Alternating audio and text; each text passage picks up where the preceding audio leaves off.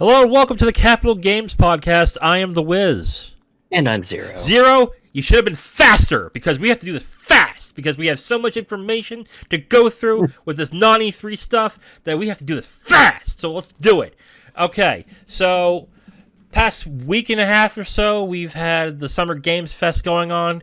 It started with State of Play, and we're going to go through a bunch of what happened. And we're going to talk about as much detail as possible without really getting into the weeds. So, Zero, why don't we start with State of Play that happened on June 2nd, which was about a week and a half ago. And we're gonna just go over the hits, the things that matter, the things that are getting buzz, or games that we thought showed off well.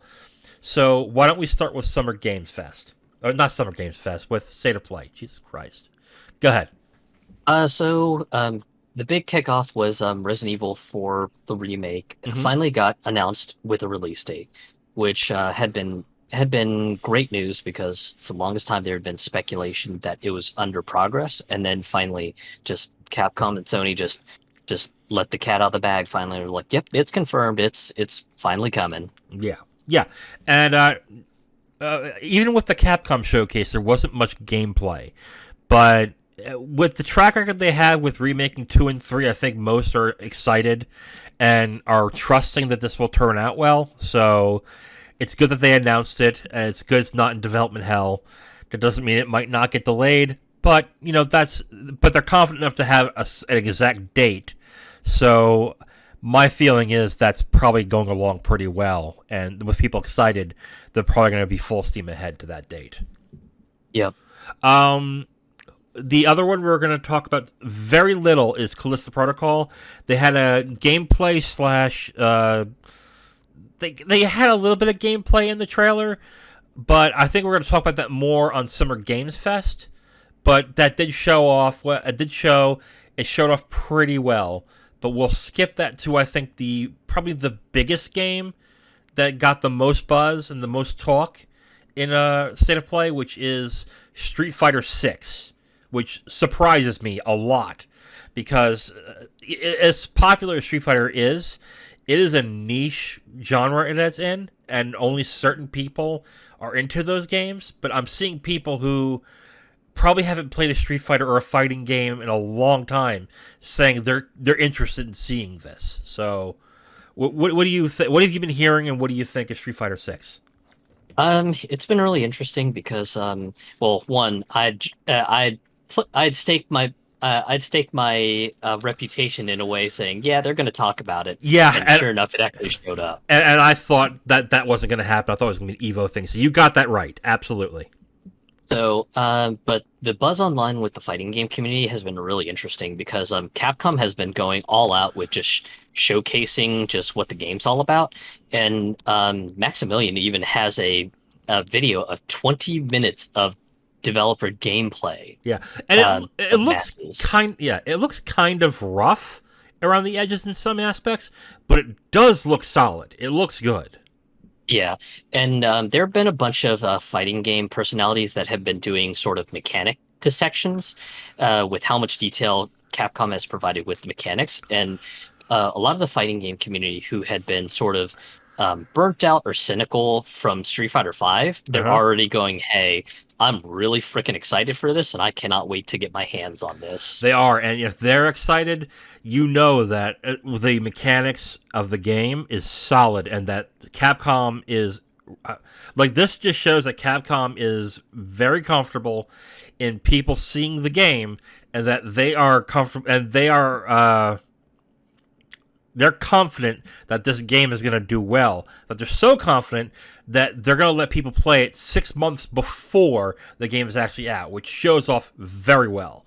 So, with people that are in the fighting game community excited, and the game looking really good, and the possibilities of the single player content, I mean, to me, this was the game of State of Play. And it surprised me a lot, and I really enjoyed what they showed. And me being a fighting game fan, I was already excited. And me not being a fan of Street Fighter V, basically turned my opinion upside down to where I was. cautious about thinking maybe Street Fighter 6 might be okay. Now I'm excited. So yeah, like they did a fantastic job showing it off, and it looks fantastic. I can't wait to see more of it. And Yeah, and go ahead. as a side note, uh, Capcom did disclose this after the state of play, but the game is coming out to PC and Xbox as well too. Hmm. And on top of that, it will also be cross-platform play, which will be great for Capcom because now they technically own the EVO organization, so they'll be able to really get those tournament numbers way up. And it's gonna be on previous gen consoles. So Yep. this is gonna be a game that once it's out is gonna probably sell really, really well. So you're not gonna have the problem that maybe most fighting games have, where if you're not playing within the first 2 weeks and getting better, you might as well just quit because you're gonna get bodied by the time that you start playing. So that's good. What is surprising about State of Play is what isn't, I think, the big game that everyone's talking about from it, which is Final Fantasy 16. That was showed off in an extended trailer, and the talk of it was, yeah, it's good, but then it died. Like, no one's talking about it after. I think people, after Summer Games Fest, has now completely forgotten it actually was revealed. So I'm really surprised by how the talk of that died so quick. Yeah, and it's really strange because I know just a lot of the RPG fanatics were had this thought that it was going to be the big one. Just this one was going to be the one with just maximum excitement and everything. And sure enough, Street Fighter V had a beat, which is very odd, Yeah, considering how niche Street Fighter is compared to the broad appeal that Final Fantasy has. right. I mean, is this a sign that maybe the Final Fantasy brand is dying off a little bit? I don't really think so. I think a lot of people are just sort of kind of going, well, that's nice to know that, we're getting a little bit more details on Final Fantasy, but this still isn't really substantial enough detail to really get the excitement going. Yeah, okay, I could see that. It looks pretty. It looks actually really good. But I think also people are looking at the setting. And let's be honest, the past, God, except for 14, the past, the ones since 97, which is Final Fantasy 7, have mainly been futuristic and kind of and filled with like how do I put this? They seem more modern and edgy in a way than this does. But this seems Yeah. more like Game of Thrones ish, or really what classic Final Fantasy was, which was high fantasy. So I think that's causing some of the issue too. So yeah, Yeah. I mean, the thing is, Naoki Yoshida, he's a big high fantasy guy, especially since he's the one taking over for Final Fantasy 16, hmm, and he's also the lead for Final Fantasy 14 as well right. too. Hmm. So, and especially considering that he also cut his teeth on Ultima Online as his first MMO, Oh wow. that's kind of why I was just like, yeah, not surprised he's going really hard on this whole high fantasy thing. Yeah. Okay. And really, that the other thing, I think we should talk about one last thing, and it was the fact that PSVR 2 games were shown in this, and no one's talking about it at all. Yeah, it's really strange too because I know before the state of play, Sony had made this big ordeal saying, "Hey, we're just gonna talk about PSVR and some third party stuff." And the PSVR stuff was mostly just, "Hey, here's a game from one of our um, close third party partners that we're doing a VR mode in," and that was really about it. Not anything super new, like, hey, here's a new vacation simulator or something like that. Yeah. So, in conclusion, with the state of play, I think the one game that benefited the most from this presentation was Street Fighter 6. It went from being a niche product to fans of fighting games we're definitely going to play to now having a wider audience who is more interested because of the visual presentation that they chose and the way that they showed off the game. Really made an attractive prospect for a bunch of different gamers who, especially now that you've learned about the modern controls and the classic controls that they're implementing, that more people will probably be interested in playing this game. And I think it did the job so well that I honestly, my prediction is this is gonna sell more than Street Fighter V did in its first few months. Because easily. I think, and that's what you need, and it's going to do that pretty easily, and all because they blew this out of the water, and with all the leaks that happened, people were still excited after the leaks. So with that, it's like, wow, they can't go wrong here. Like, they would really have to screw something up to get rid of this buzz and this feeling. So they won this one to me. Oh yeah, and I most certainly agree. Mm-hmm. Okay, so let's move on quickly. Wow, really quickly actually. Maybe we could slow down. Maybe we shouldn't. Let's go to Summer Games Fest. Summer Games Fest was this past Thursday. That would be the 9th. So the 9th was Summer Games Fest.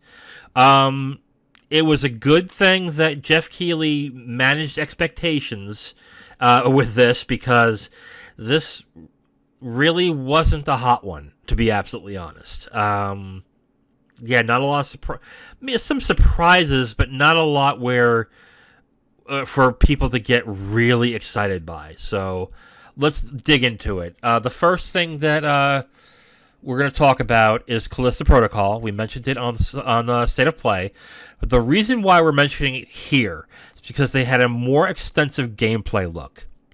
And even though I'm not a fan of horror games per se, even I saw that. Oh, that looks good. That they're doing something good here.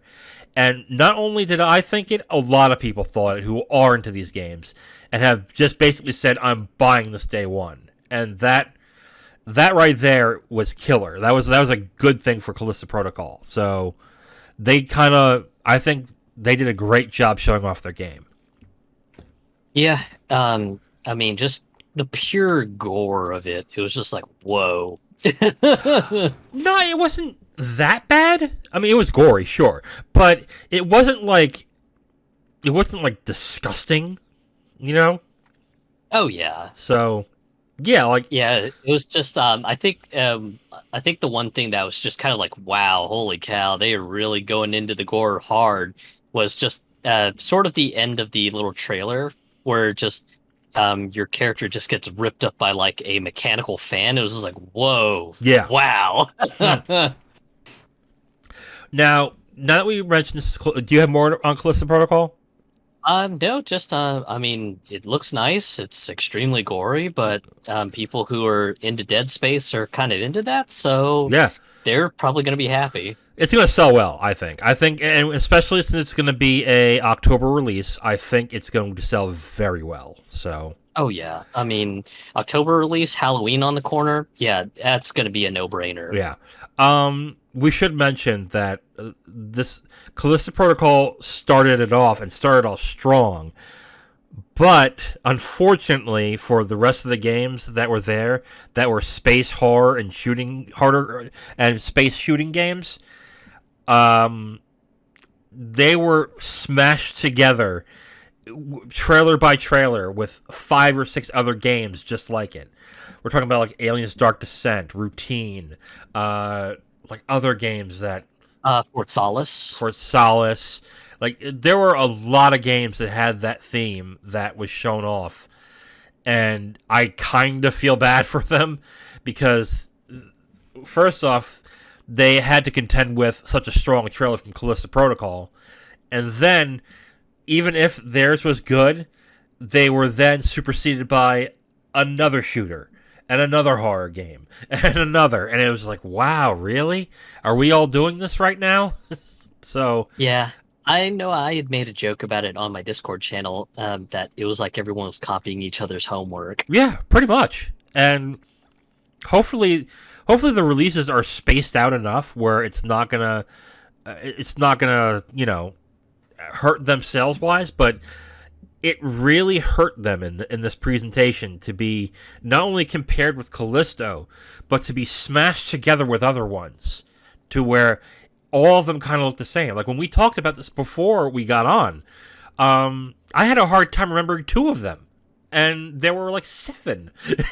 Yeah. So I like, what was it? It was Routine that I had a hard time figuring out, and that sucks.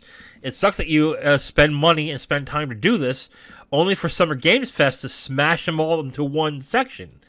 Only at least space them out, I guess, but they didn't do that, so it kind of hurt them in the end. So there. Next one that I think showed well was Witchfire. Yeah. That one was neat, especially since it was kind of like Old West meets like the Dark Ages. Yeah. And just it was just kind of neat just seeing like this this character with like a old-timey black powder revolver, also using magic spells and just blowing up demons and things like that. Now, do we know what type of game it is? Because that's the one thing I didn't get from the trailer was, yeah, it was shooty, it was fast, it had magic, it had guns, but is it a looter shooter or is it just like a Doom-style game? I'm not sure what it is. Honestly, I couldn't tell you either. Okay, well, there we go. There really wasn't any like sort of UI to sort of determine what it was and everything. Yeah, that's true. Well, it looked good, I will say, and I think it will probably gain some wish lists and maybe make some sales in its early access on Steam. So it looked good. I will give it that. What showed very well is our American Arcadia, which can be best described as the Truman Show of the game, essentially, but with a neat art style. So there's that. You want to add anything to that? I just thought the premise was just kind of fun and entertaining, to be honest. And just kind of like the art style that it's got going for it.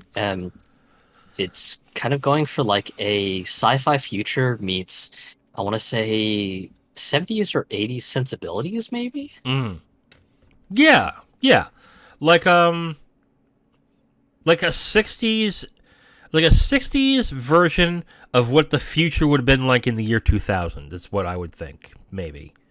Yeah. Does that sound about right, or am I off on that? Yeah, I mean, I think you're right on the money for that one. Okay.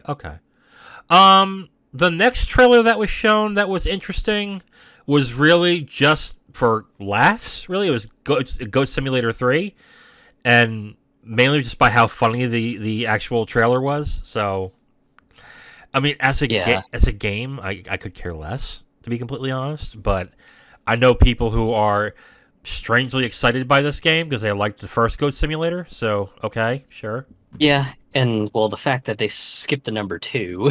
Yeah, okay, that's pretty funny.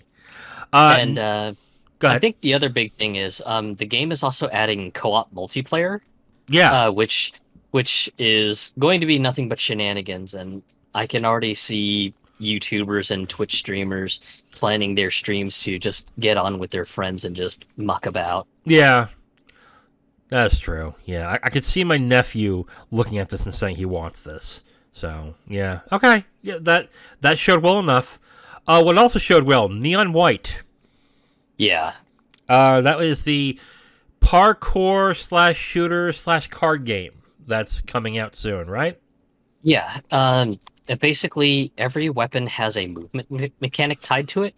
So you can either use the movement mechanic, or you can use the card as a weapon. Mm-hmm. And basically, if you decide to use the movement mechanic, you completely discard the weapon.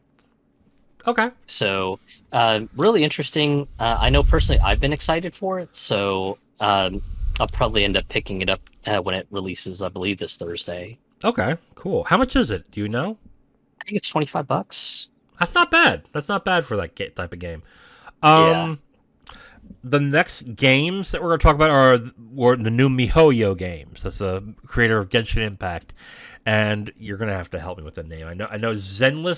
Zenless Zone Zero, and Honkai Star Rail, right? Yeah. Okay. Did they really even show gameplay on this? Not really. It was more kind of world building for Honkai Star Rail. Right. And though Zenless Zone Zero, they did show some gameplay, and it looked sort of Devil May Cry inspired, which I thought was interesting because a lot of the MiHoYo games that have come out in the recent while have more been um, sort of exploratory RPGs in the vein of Breath of the Wild.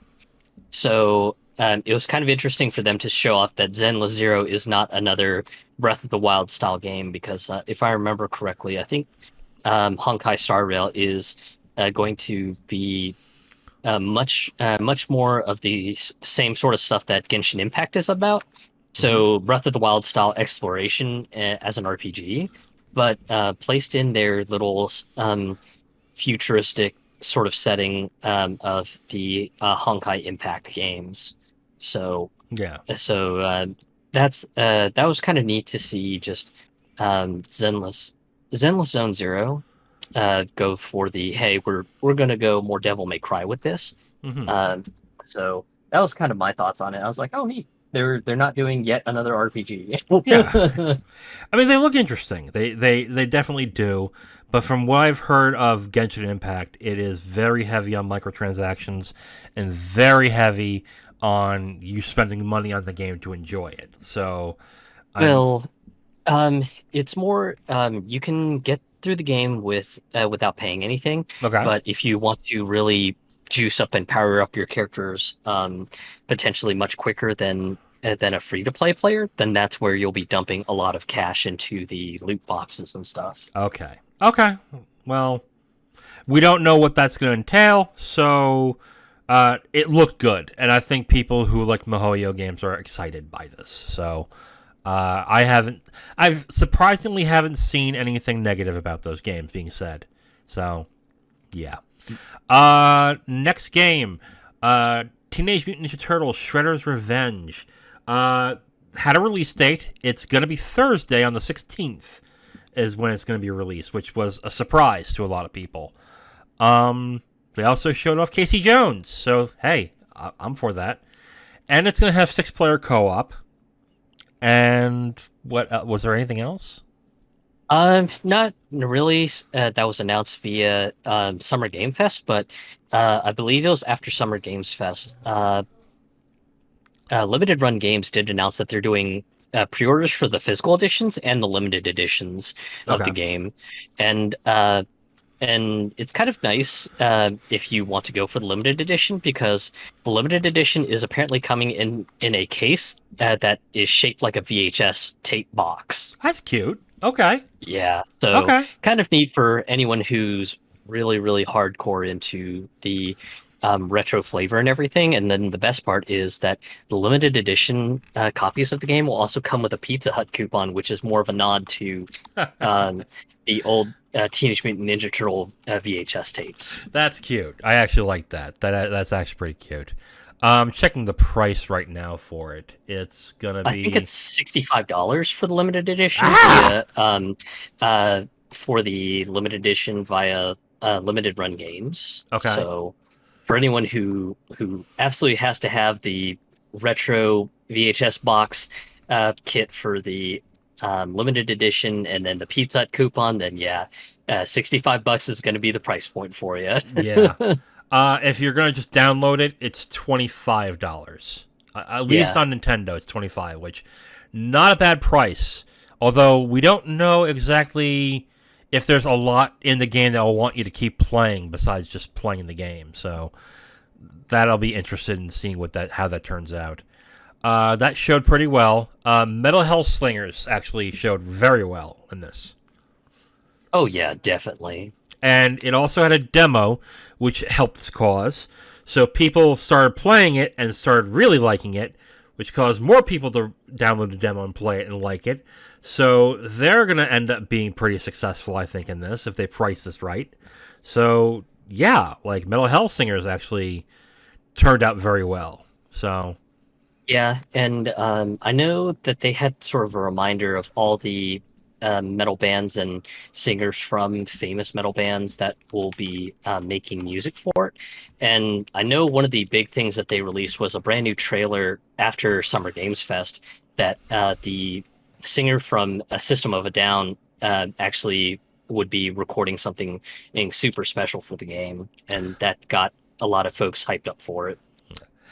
Demo is available now. The planned release is September 15th, but no price as of... Yeah. Interesting, there's no price to that. Okay. The next one to talk about really is Nightingale, which is a survival game with card mechanics? Is that what... Well, the card mechanics looked like they were more just to sort of open different portals to different worlds. Okay. Because they, in the little trailer that they had, it was like they had set up certain cards, and certain cards would give them like portals to different worlds. At least that was what I could tell from it. Okay. Definitely kind of excited for that one, especially since it's got a co-op thing going for it, and just the thought of being able to kind of go co-op and explore with my friends, depending on which worlds they've unlocked and everything, that just seems really fun. Okay, that's cool. And I haven't heard much about the game, really. I mean, it did show well, I thought, but I'm not seeing a lot of people actually talking much about it, really. So I think they'll probably discuss it more and show more off when it's to its release date. But it showed well, I think. Oh, yeah, definitely. Yeah. The last one from Summer Games Fest was leaked before Summer Games Fest started by Sony, and that was The Last of Us Remake, which we're not going to talk about the multiplayer Last of Us, because that's still in development, and they didn't show much. We're not going to talk about Last of Us HBO, because we are a games podcast, so who the fuck cares? And... I'm kidding. I'm kind of interested. But The Last of Us Remake was shown, and honestly, the response was kind of tepid. There are some who are excited by it, and are like, "Oh, can't wait to buy it." But it's a remake that isn't changing the story. It's just a graphical upgrade, and there's an AI upgrade, I think, as well. And it's going to be $70. A lot of people, even people who love The Last of Us, are asking the question of why? Why do we need this? And most are like saying, well, it's a 10-year-old game. Yeah, that's true. But they've released it now. They've released this version twice already. They released it on PS3 towards the end of its cycle. And then 2 years later, they released a remastered version of it for the PS4. Why is this necessary for PS5? Yeah, I saw some people making memes of it,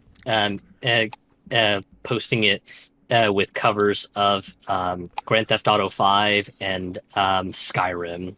Yeah, that's true. Oh my god, I hope it doesn't go that way. Although we did joke after it was talked about, like they're gonna re-release Last of Us 2 remake on PS6 in like 6 years. You watch, they will do that. Ugh. I think this it's strange. It showed off well. I mean, it looks good. It does look good. But when people started asking questions, the good buzz wore off pretty quick, because it just went from that looks good to, but wait, do we need this right now? Is this really necessary? I mean, am I really getting that much of an upgrade by just not playing the PS4 version right now? So, and there's been there's a Digital Foundry video showing off the tech. There are people who are showing off photos on Twitter saying, look how much better the hair molecules look on Joel's beard. And I'm like, yeah, but you're not going to care when a zombie's coming after you and trying to eat your brains. It's not That's not going to matter. So, okay, sure, I guess. I think the question they're going to have to answer is this going to be worth $70? And right now, the consensus is no. So they're going to have to do something to either alleviate that fear and be like, no, really, it's worth $70, or they're going to drop that price pretty quick when it comes out. Oh, yeah. That's due in September. As for, do you have more to say on that? Not really. I just feel it's just way too recent of a game to really just get the re-release treatment. Right. And if, I'll say this, if it wasn't remastered for PS4 as soon as the PS4 came out, you might have an argument that this needed a remake. But even then, that's kind of a stretch. But with the remaster and the fact that you can play can't you play the remaster in 60 frames now on the PS5? Didn't they update that? Yeah, because I believe that there's a performance mode, and when you click that, boom, 60 frames per second. Yeah. So at that point, it really is a question of what am I gaining from buying this? And if it's just prettier graphics, I don't think a lot of people are going to bite on it. I think they're going to hold off until it's cheap and then buy it for like $30 or $40. So, yeah, I don't know. I looked at that and said it showed off well, but it just did not provide an answer as to why we needed it. So, there. That's my opinion on it. Overall, Summer Games Fest. Just in an overall meta kind of talk about the gaming industry. If E3 is coming back next year, and Summer Game Fest is coming back next year, Summer Games Fest was kind of weak this year, I think. And it's good that Keighley came out there and said, don't expect big announcements, don't expect big surprises. We're talking about a lot of games you already know about, so be prepared. But with that being said, if Xbox is going to have their own thing, and then Sony's going to have their own thing, and then Ubisoft will have their own thing coming up, and Square looks like they're going to do their own thing, and my question is going to be, how much room is there going to be for Summer Games Fest and E3 to do a presentation? Like are they going to be 30-minute to an hour presentations? I mean, it almost seems like that something's going to have to give here, and one of them is going to have to go. And call me crazy, I don't think that's going to be E3, to be completely honest. I think E3 is going to strong arm Summer Games Fest and be like, you're in our space, dude. Even though they've been doing a good job without E3, but I don't know. Like I after this, I was like, wow, that was kind of weak. So I don't know. What did you think? It'll be interesting to see how this proceeds, especially with E3 or the ESA saying that E3 will proceed next year and will happen both in person and online. So I'll be interested to see if either Summer Games Fest gets something going on, or hell, E3 ends up soliciting to Jeff Keighley and saying, "Hey, how about you run the online show portion of it or whatever?" At that point, I'd say, go fuck yourself. like, really? Yeah. Like, I have my own thing. Why would I run your E3? Unless you want to buy off Summer Games Fest, then sure. Then I'll take millions of dollars, please, and I'll run your E3 for 2 years. Sure, we can do that. That actually might work out for him. Huh. Well, okay. So overall, Summer Game Fest kind of weak. But really, they showed some decent titles. But yeah, weak. Anyway, the next one is Devolver. Devolver had a 30-minute presentation. They're up to their usual hijinks. Not as funny as previous years, but that doesn't really matter. What was strong was the games they showed, I think. Like, yeah, definitely. Like, they showed off 4 games, and each one of them I'm interested in. We'll start with Cult of the Lamb, which is how to describe this? It's a it's a cutesy occult. Is it a survival game? Or it's a roguelike, isn't it? It's a roguelike and survival game because it had kind of like a city building element. Yes. Okay, that's right. Yeah. So like, it looks good, but yeah, it looks good. It showed off well, and it's coming in August, I think. So that's going to be interesting. More to add? Not really, since Yeah. it just looks pretty solid, and it just looks like it'll be a lot of fun for people who enjoy roguelikes and things like that. Okay. The next one, which I was surprised at how much I liked, was Angerfoot, which could be best described as a silly first-person view version of Hotline Miami. So, Oh yeah. and it looks good. It actually looks like a lot of fun. So, it showed a limited gameplay trailer, but what they showed was solid. So, and is there a demo Yeah. of that? I believe so. Well, let's I find out. think. Let's find out. Angerfoot is on the Summer Next Fest on Steam, so yeah, you can definitely download the demo. I might do that later. Okay. Yeah, I think that one was just absolutely silly because like you just see yourself just jump kicking dudes in the face and everything, Yeah. and it's just absolutely crazy. And then of course, just to kind of emphasize how much of a douche weasel your main character is, they have a scene of him rolling down the street in his car with a giant ass vape, just vaping it up in his car. Yeah.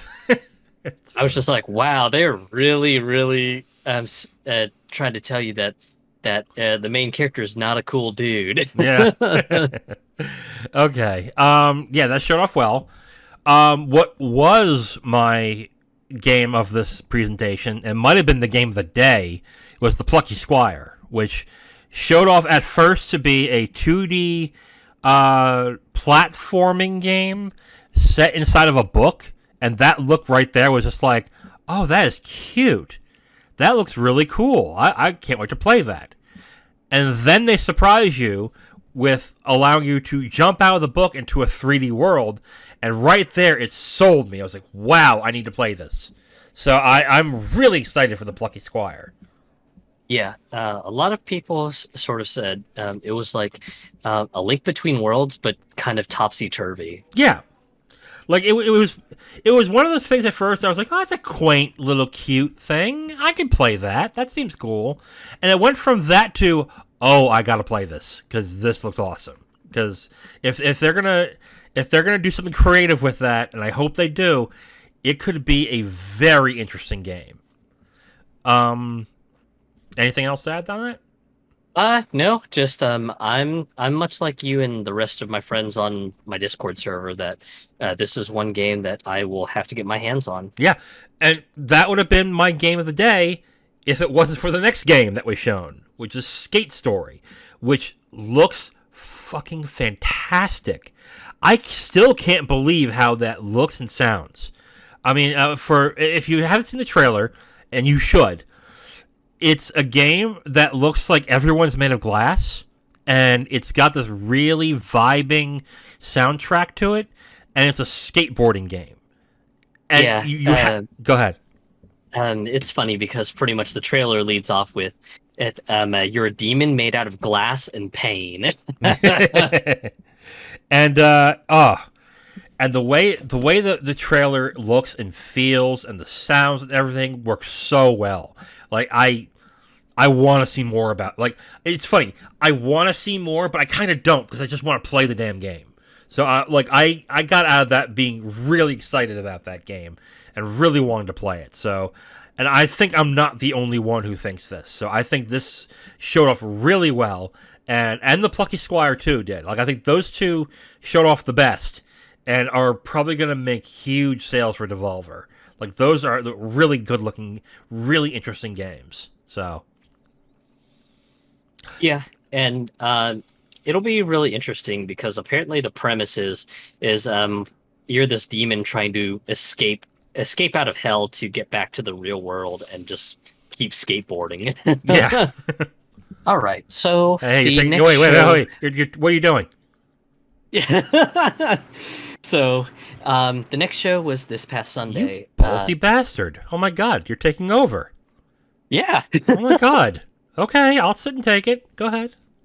So, the next show was this past Sunday with the Xbox Bethesda showcase, Yes. and um, the big thing that I will prelude with this is uh, Xbox's Phil Spencer had a really good choice on how to set this particular presentation up, which was he wanted to make sure that the games revealed in this actually had gameplay.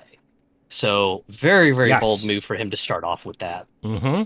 Absolutely. And then the first game that was kicked off to kick off this thing was Redfall, the one of the two games that Bethesda had to announce a delay for, Mm-hmm. and just honestly, it looked fun, and it's kind of funny too because just the impression that most of the world got was just uh, it looked like sort of a hero shooter style Left 4 Dead style game, Mm-hmm. but we'll get into some of the post presentation thoughts that uh came out of the reveal and everything. Yeah.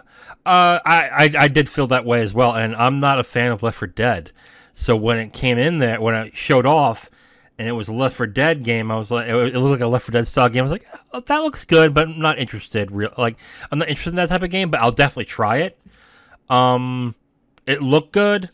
I thought the way the trailer was shown, it kind of seemed like that the characters were dynamically storytelling to a certain extent, but I don't know if that exactly is going on in the game. Like they were having dialogue with each other and talking about certain things dynamically.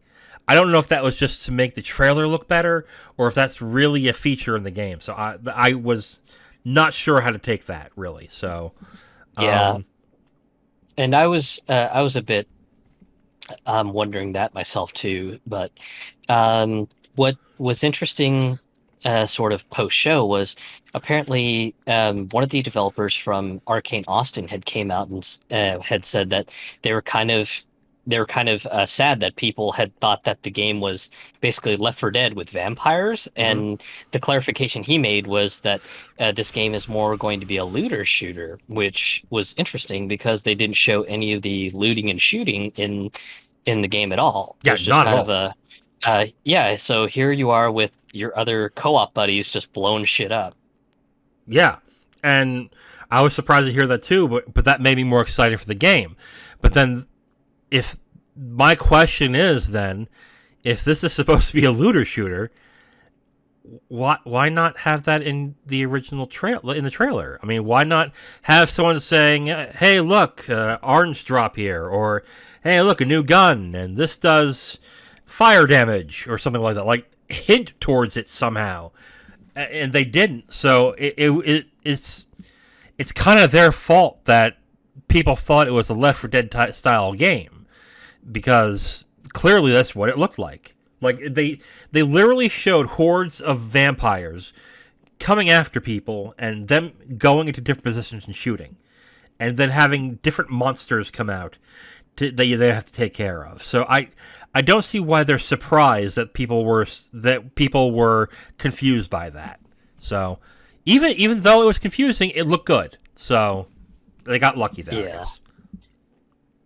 So that leads us into one thing that was a major surprise for everybody, which was um, Team Cherry's Hollow Knight Silk Song, Yeah. which that one was surprising because I believe it was the night before I saw that somebody who had inside knowledge of the Xbox presentation had said that, hey, it's going to be revealed tomorrow. And of course, like usual, I kind of said to myself, yeah, I'll believe that when pigs fly. Yeah. Of course. And sure enough, boom, here we are. Yeah. And it's okay to think that because how many times have we heard at a Nintendo Direct or at a State of Play that, oh, Silk Song's going to be there? Like, yeah, sure.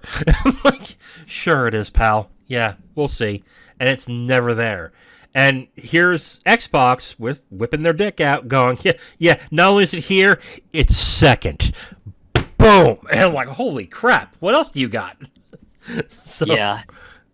And interestingly enough, it is going to be playable day one on Xbox Game Pass, and that's another thing that I should make clear about the Xbox presentation. Um, Definitely a lot of emphasis by Microsoft, saying, "Hey, all the stuff that we're showing here that's being shown off, it will be playable on Game Pass." So just really great way for them to emphasize the value of Game Pass. yes, absolutely, I agree. And it not only emphasizes the value of Game Pass, it actually just shows that, well, that they are able to get third party, like respected third party developers to join in on that, get onto that service to make it more viable for someone to say, maybe there's a month that is kind of weak, that they'll stay with that month because next month there's going to be something third party wise that I will enjoy. So that's excellent business sense on their end. So yes, absolutely. Yeah, and that brings us into another thing that was sort of a really, really significant announcement, and that was the partnership with Riot Games. Yes, my God, this was shocking to an extent, because this caused me to have a couple of questions about why, but this is really going to change some things, I think, especially for Riot Games. So go ahead and talk about what exactly was announced. So basically, just Riot Games will be partnering up with Xbox and in regards to Game Pass. But what this partnership will entail is for League of Legends, you'll get every single character free, and then in Legends of Runeterra, you'll get the Foundation set for free, and Valorant, you will get the all the heroes for free. And then Teamfight Tactics, you'll also get all of the heroes for free. And also on the mobile space, for League of Legends Wild Rift, you'll get all the characters for free. Yeah. But it doesn't stop there.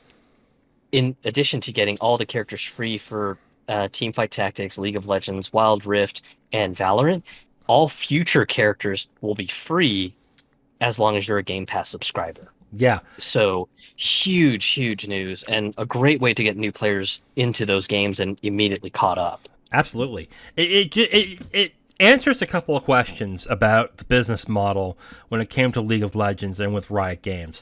And I guess the question was always, where is Riot where is Riot really making their money? Because they make gobs of money with League of Legends. And a lot of people thought, well, it's because you have to pay for each what do you call it, each character in order to play the game, which technically is true, but you can still do it free to play. But I guess the answer really is that they make their money on skins. So as long as they're able to sell their skins with all these characters, this is probably a good deal for them, because that means more people will play different characters and want to get different skins for those characters. So this could be a really, really good business partnership for Riot Games. Not that they need it, but like this went from surprising to this is actually really smart. So, yeah. Yeah, and I saw some people speculating that this would be a great way to sort of promote their Game Pass business in the rare event that the Activision Blizzard deal just falls through. Isn't Riot Games a Tencent company now? Correct, they are. So that means they're partnering with Tencent with game. That's big. I didn't realize that. Oh my God, that's big. One of the biggest companies in the world right now is Tencent. And they got a contract to have Riot Games on Game Pass, and to not only have them on there, but to not raise the price of Game Pass in order to get them. That's big. That's wow. Okay. Yeah. And in my mind, on thinking about that speculation, it gives them a foothold a little further into the Chinese market because League of Legends is and games similar to it are huge in China still. Right. So great way for just anyone um, uh, who's who hasn't even started League of Legends or any of the other Riot games. They can immediately just kind of get in with Game Pass, get all the characters, and start joining up their friends and everything. Right. Okay. I mean, again, huge business deal. I don't see a lot of people talking about it, but I think you're going to find that in the next year or so, when this is going on, that sales for Riot games are going to be really, really popping. They're going to be big. So this could be a huge deal, especially when Project L comes out. Because if Project L comes out and that's on Game Pass, oh my God, is that going to be a huge deal? So we'll see. I mean that sounds that's a big deal to me. Like I'm looking at that as the honestly that is probably the biggest announcement from this from all of this not E3 thing is that right that this business deal because it really changes the thought process that these companies are having when it comes to Game Pass. Because like Game Pass has been an Xbox thing. You have an Xbox Series X, you need Game Pass. But now, even though there are games on PC that you can play on Game Pass, fewer people are actually doing that. But now, with something as big as League of Legends, you're going to have a whole other customer base coming in to buy Game Pass to get all those characters. That's huge. Oh yeah, absolutely. And especially with like you had mentioned, the potential for just people wanting to get skins for their favorite characters and everything. Yeah. That's going to be huge because instead of having to go, all right, I guess I'm going to have to grind for the next 3 months to earn this one character I want to try, and and then having to deal with the possibility that hey, maybe the character that you ended up grinding 3 months for is just not one of your favorite characters to play. Yeah. Instead, you're just getting all the characters from the get-go, Hmm. and you can immediately just go, okay, like this one, okay, don't like this one. And then when you find the one you like, you can just go, okay, yeah, I really want to just, I just want to play this one character, and I love this character. Now I got to have all the skins for this character. Yeah. Yeah. Like that. Like I said, I would not be the slightest bit surprised if we find out Riot makes tons and tons of money and has a big year next year because of this. Like I'd be shocked if that did not happen. So there. Yeah. So Okay. next after Riot Games was the reveal of Forza Motorsport. So instead of just kind of going with a numbered iteration, they're apparently just rebooting the series as a whole. Right. And this one was pretty big for me as a racing game fan, especially since the last Forza Motorsport was so long ago, and that was Forza Motorsport 7. And unfortunately, the reception for that one was not good, mostly because of just how aggressive and predatory the monetization in Forza Motorsport 7 was. Yes. And I ended up buying it after all that was kind of fixed, and it was a solid game. It was actually a pretty fun game, but yeah, the bad buzz and bad word of mouth because of the monetization, not only from 7, but 6 actually as well, that really soiled a lot of people's feelings on that. But because they had Forza Horizon, the Forza brand is not damaged at all because of it. So like people have kind of forgotten about motorsport, essentially. So Yeah, um, and I got what? Go ahead. I got a question for you. Now Yeah. you play GT7. Yes. Um, are you more excited to play Forza now after GT7, or are you looking at that and saying, they're kind of the same. I could go without. I mean, what are your feelings as compared to GT7? So GT7 has been filled with its own complications.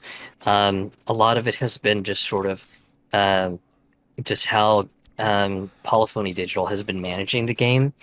Um, but that's a discussion I could get on its own tangent. But Right. um, the I think really the big thing that really has me curious on this new reboot of Forza Motorsport is just the fact that they're just going really, really hard into the sim angle. They're just like, hey, we've got brand new calculations, we've got brand new ways to just really, really get you immersed into the game, and just all this really, really sort of interesting calculation related stuff. And I think one of the big ones was um, the real time ray tracing, Hmm. because with Gran Turismo, with Gran Turismo 7, if you want to play with ray tracing, you have to play it in 30 frames per second. Yeah. Versus if you want it with 60 frames per second, then then you do not get the ray tracing effect and everything. Right. So just kind of really interesting for them to go into the whole, hey, you can play this at 60 frames per second, and ray tracing and all these sorts of like real-time calculations for damage and all sorts of other insane stuff. Hmm. So I thought it was kind of interesting for them to go real hard into the sim racing angle. But thankfully, since it's going to be free on Game Pass, I'll be able to check it out and decide whether or not I want to buy in, or if I just want to just kind of go and just keep playing it for free on Game Pass. Yeah. I mean, I looked at the gameplay and looked at like the presentation, and it looked good. But I often question I add the question of, does this really look different than Gran Turismo? Like I looked at that and said, maybe I should if I'm really digging this, should I just play Gran Turismo? And that's my question, because I prefer the gameplay of Forza more, but if I have that itch, I'm looking at this and going, yeah, but I could play Gran Turismo, so I don't know. So I don't know. It looks good. I think I don't know if that's going to sell very well, but it looked good for what it was, and that's next year, right? Yeah, spring of 2023. Okay. So, going into the next game, um, Overwatch 2 was sort of dropped to the world, and the announcement that the PvP portion of the game would be going free to play. Now wait a minute. Hold on. You said the multiplayer version is going free to play? Yeah, the multiplayer portion of the game is going free to play. Okay, okay. Because there's some confusion that people are thinking that the entire game is free to play. Which, when I heard that, I was like, no, that's not right. that's not Yeah. happening. From what it sounds like, they're gonna make the single player like in chapters, like they do in, I think it's Hearthstone. They do that, where the single player content you have to pay for. Yep. Where basically just I forget how much they ask, but yeah, just uh, there is there is like a charge of, I think in Hearthstone it's like $20 for one of the single player chapters. Yeah, At least that's what I remember it being. So there's no telling on how big or expensive the PvE story mode is going to be. So um, I would hate to say $20 and then it ends up being like a really, really large story thing going on, and it ends up being like, oh yeah, well, we're since the story's so huge, we're gonna charge like $40, and for me to go, whoops, I predicted that one wrong. yeah. I mean, I'm of the mindset it's probably gonna be 40. And I don't think it has to be big for them to charge 40. I think all they have to do is have maybe a 5-hour campaign and give you some unlockables, and then that's it. That's all they have to do. Yeah, So, yeah. I think it's interesting as going free to play, and I think that's the right move, because you want to have as much people as possible playing the game. But the real question is is the game interesting enough to not only bring old fans back into playing the game, but to get new people interested? Because if old fans were saying it's not as good, I doubt new fans are going to come in. So they've got some work ahead of them.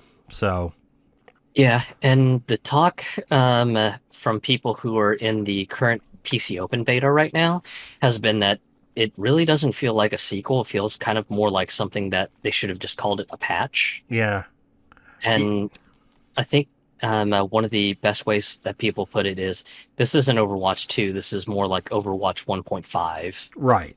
Which I guess is a good thing that they're doing free to play on this. Because if you charged $70 for this multiplayer game, I doubt people would have bought it. So, okay. I mean, good on them for recognizing that and making it free to play, so they have a large swath of people playing. But yeah, they've got a lot of work ahead of them to get more sales. All right. So this one goes into something that I know you sort of averted your eyes to Ugh. since this kind of went into Cronenberg film Oh, territory. yeah, yeah. It was the game Scorn. Scorn was shown off in its absolutely gory detail. Um, for anyone who's not familiar, just this game has a sort of H.R. Geiger sort of body horror and stuff like that, and it's real disgusting looking. Just your main character's like ripping stuff out of them, and there's just blood and guts and just viscera everywhere. Looks real gruesome, and um, they did talk about it a little bit more on the PC game show that it's not really a shooter. It's kind of more like a stealth adventure game. So I don't know uh, how it'll fare, but thankfully, since it's going to be free on Game Pass, at least people will be able to check it out and see if it's for them or not. Yeah. I mean, look, if you're into this, it's like if you're into body horror and you're into watching really gory, really disgusting horror movies, yeah, this is going to be for you. But to be absolutely honest, I couldn't watch it. So as soon as they showed one part, I was like, yeah, I'm turning away. So Yeah. I do. The thing is, not many people are talking about it. So I think this is not going to get it that much sales. I think Callisto is going to eat its lunch. So, I just sit eat its lunch and talk about this. Ew. Yeah, and I hate to be pessimistic, but yeah, I think I'm in agreement with you that I think Callisto Protocol is just gonna just wipe the floor with it. Yeah. So a pity for it because it looks absolutely disgusting and interesting at the same right, but yeah, just I'm sorry, just Callisto Protocol has really got it in lock. This will be in hidden gem videos on YouTube when they talk about this in 5 years. I think Oh yes, this will be one of those guaranteed. games like you may have missed this, but it's actually pretty killer. And here comes Metal Jesus Rocks, and he's like, "Oh, it's so disgusting, and I got long hair, yeah." And I love Metal Jesus, but yeah, okay, go ahead. So, um, then to kind of give something to give some people some uplifting eye bleach, Minecraft Legends was shown off. I don't know about that. um, no one's talking about it. No one in the gamer circles on Twitter and on other sites are talking about this. But this will sell big. I mean, Dungeons sold pretty well because Minecraft is a huge game. And I told my nephew who's into Minecraft, hey, this is coming out. And immediately he's interested because it's Minecraft. So, yeah. It's going to be... it's going to sell well. I don't think it's going to be one of those games that's going to light the gaming industry on fire, but it's going to sell well. So, Yeah, I mean, Minecraft has always been sort of an evergreen franchise, so yeah, this will just sell well, and that'll be that. yeah. Okay. Yeah. So, and then kind of going into more neat indie sort of things. The last case of Benedict Fox was shown off, and this one I kind of had a lot of interest in, especially since it had sort of a Ori and the Blind Forest Metroidvania feel to it. Hmm. And the art style looks really nice and everything. And uh, as much as I hate saying it, I'm a big sucker for Metroidvanias, so this one is definitely kind of in my scope. It's funny. I watched the trailer again, and I kind of got more of an out of this world flashback vibe than I got a Metroidvania vibe. Are we sure that's a Metroidvania? It looked like a Metroidvania because I there were agree. like portions where the main character got more powers to explore like certain different parts of the game and everything. And like one of the portions was like where there was a giant pit, and then he sort of kind of grew like this spectral tentacle arm sort of thing Hmm.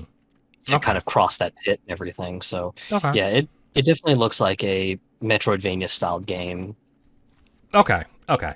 I do agree to a certain extent, but I just watched it again, and I'm like, I'm getting different vibes from it, but I understand where you're coming from. So so yeah, not much to say there other than yeah, I'll be looking into it.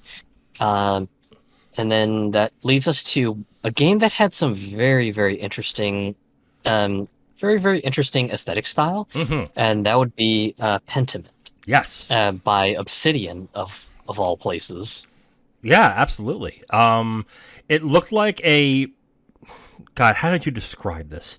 Like the art style you would see in, let's say, medieval times, like in a parchment kind of way. I would say, or Yeah, kind of like a woodblock print book, yeah. but also it was kind of neat in the trailer because when you had multiple characters speaking, you saw like different styles of handwriting show up for like the different characters. Because like there was one part where there was kind of like a group of people saying no, we object, and when you see the word object, it's being handwritten in like all sorts of different styles, Hmm. which I thought was really interesting. I was just like, okay, that's kind of interesting. Just you're kind of going real heavy with this whole like woodblock print um, combined with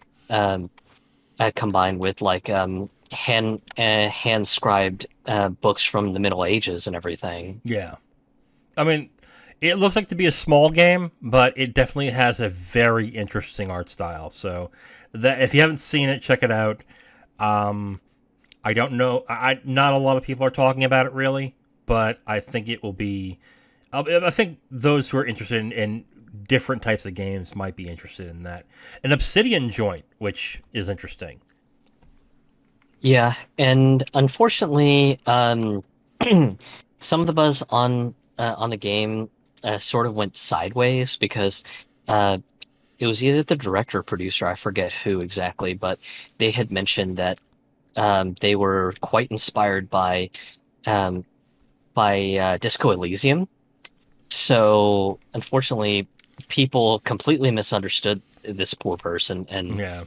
and had gone, oh, so it's just going to be just heavy on narrative, and it's just going to be just choices upon choices upon choices. Okay, that's interesting. And then the person had to go and clarify himself and say, hey, when I say inspired by Disco Elysium, I mean that just uh, I quite liked the fact that it was a narrative focused game, and this game is narrative focused, but um, also the game's also got its own personality too. Hmm.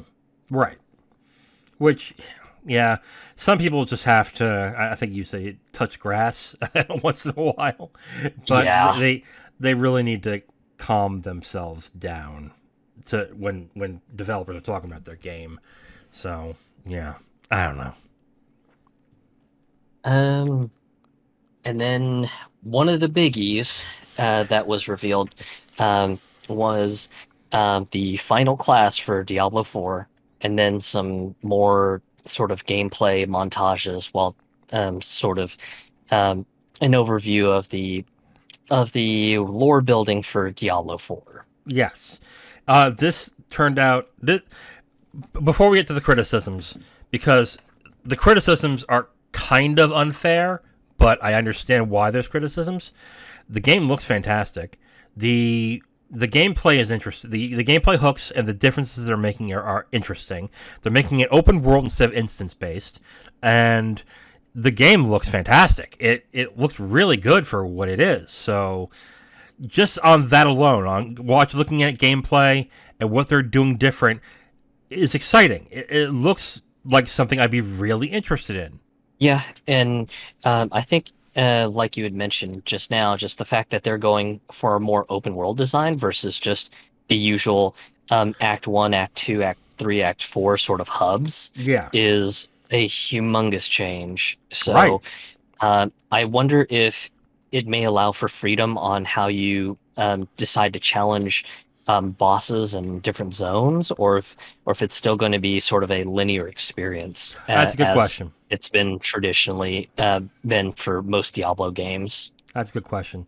Yeah, it would be interesting if they go the Elden Ring route where you just go anywhere and see how that goes. But I think it will be probably more linear than really. I think the open world will just be, hey, no loading, and that pretty much is it. I don't think it's Yeah. going to be. I don't think it's going to be a huge open world where you can do anything you want. So, but I don't know about you. I thought it showed off really well, which is sad because the talk about it has been tepid, and that's mainly because of Diablo Immortal. Oh yeah, and it's a damn shame too because I know one of the big questions that came up via a Twitter thread was somebody had asked one of the Blizzard social media team guys, "Hey, so what's your monetization plan for Diablo 4?" And I believe it was the social media manager had came out and said, "Hey, so our plan for Diablo 4 is we're just going to uh, purely keep the monetization cosmetics, so just custom skins and stuff that you can buy for your favorite character class. Yeah, That's really going to be the bulk of where the monetization is going to come from." yeah, And kind of like I had mentioned in my Discord server, I'll believe that when the rubber hits the road. right. And I agree with you there. They can change that when it's due out in March. I think they can change that at any point in time, or they could also say, yeah, monetization via battle pass, and then you'd be like, oh great, I'm gonna have to grind the battle pass in order to get the garb I want. Awesome, sounds great. Thanks. Yeah. So that's still an open answer where it can be changed at any time. Kind of like what the talk about was like. I thought you said. I think the person from Diablo Immortal first said we're not going to have people grind for gear or have gear selectable, have gear to be something you have to pay for, but gems didn't count as gear for some reason, which was like, that's gear. What are you talking about? But Yeah, it was like really weasel worded sort of language on that. So, yeah, that's where I kind of have concerns with Diablo 4 and and this whole initial statement of, oh, it'll be cosmetic only. Okay, well, and the battle pass fear that you mentioned is exactly what I'm concerned about. That I'm just concerned it'll be, oh, hey, so you want sweet cosmetics? Well, yep. So this one cosmetic is going to be battle pass only, and you have to upgrade to the premium version because you will not get it with the free version of the battle pass. right. Um, I'm interested in Diablo 4, but I'm cautiously optimistic. I'm not like even I can admit the game looked great what they showed off, but just with Diablo Immortal and what they're doing and how Blizzard is now, I'm really leery as to what they're gonna do. Yeah, and the same. So, enough on kind of lamenting on Blizzard stuff for a bit. Hmm. Uh, the next reveal was by Koei Tecmo, and it was really interesting. Um, it was a game called Fallen Dynasty, Yeah, and what's interesting is it's a Neo Dark Souls kind of game, but apparently one of the things that uh, the lead developer from Koei Tecmo had talked about with I believe it was Eurogamer today because of the Xbox extended showcase Hmm. event that they had this afternoon was that Wolong is also going to have sort of a battlefield component on top of being a Dark Souls style game. And that got a lot of people's curiosity going because in the interview with I believe Eurogamer, one of the things that they sort of made an example of was that uh, morale will play an important part in the game because if let's say you go up against a major boss and you end up dying at the boss, then your army's morale will drop because you took a death.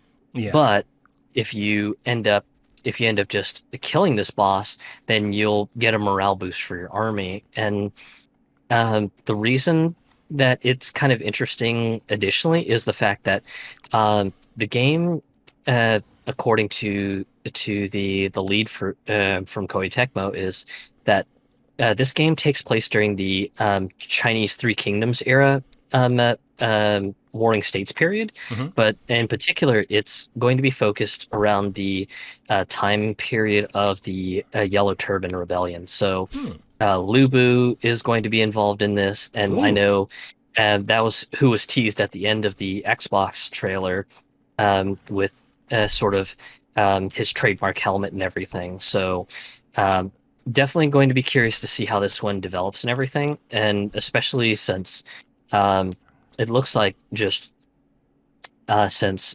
Xbox is going to be a really into this. It'll be sort of interesting to see how it all shapes up. Um, to clarify, Wolong Fallen Dynasty is coming to multiple platforms because I believe the embargo for promoting it on PlayStation just broke. So the PlayStation YouTube channel got a trailer for it. Okay. But it's interesting that it seems like Microsoft will be getting the bulk of the marketing for it. Hmm. Okay. I mean, it looks interesting. Not sure if I'm not sure if it's going to sell well because that's just another Dark Souls now. So I think with Elden Ring out now and how that turned out, I think people are going to look for more of that than they're going to look for Dark Souls. So Yeah. it looks interesting. I'm interested. So yeah. And this one was kind of an interesting and very welcome surprise. Um, Persona 3 Portable, Persona 4 Golden, and Persona 5 Royal were all given one hell of a reveal that they are coming to Xbox. Yes, big deal because and it's a big deal for two reasons. One, people have been asking for those games on other platforms, specifically PC, which is coming to PC, but they've been asking for that. And what was my second point? Shit. Well, I can talk a bit Go ahead. until the point comes back in mind. The thing is just it's great to see Microsoft really making good on just their sort of extending an olive branch to Japanese developers because Yes. for so long just it was always is the one thing that you could count on people to troll Xbox on would be har har no Japanese games losers, you're missing out on the best RPGs. And here's Sega and Xbox working together to make sure that um, you can now play the Persona games on Xbox. And you just put up what I was about to say, which basically this is going to mean that Persona is probably going to be multi-console now because this will sell well, and Sony and I mean, not Sony and Sega and Atlas are going to be like, well, why don't we put this everywhere then if it's going to sell well? And they're going to do it, and that means a stronger fan base for Persona. So that's Yeah, fantastic. yeah, I know one of my local friends. She said that she'll be triple dipping in some cases for some of these Persona games, and Yes. in the case of Royal, she'll actually be double dipping. Mm-hmm. So yeah, just they've already got Persona fans just right at the throat. So just all they need to do is just keep the momentum up, and just the money will follow. Right. Absolutely. So yeah, this is nothing but great news. Except for console warriors who feel like they've been betrayed for some stupid reason, but who cares about them? Yeah. And to kind of clarify for anyone who's wondering if these remastered versions coming to Xbox will be coming to other platforms, the day after Sega Atlas did uh, post up post up news that these will be coming out to PS5 and PC. So um, if you were worried, then you have absolutely no reason to worry. Hmm. All right, so last game for the Xbox showcase, and this was quite a big one, was Starfield. Mm-hmm. Now, And this was important because of the delay that happened. Uh, like, it was important for this to not only be here, but to show well. So let's talk about that. yeah, absolutely huge showing, and just I mean, in my mind, it looked fun. I know some folks were kind of another opinion, but just overall, I thought it just looked fun. Todd Howard, as usual, making some big promises. Mm-hmm. But what else is new? Yeah, and he might have This, he might have shot himself in the foot with what he's promising too. So yeah, 1,000 explorable planets. yeah, like there are so many people on my timeline that are talking about this, and some of them are saying that sounds awesome.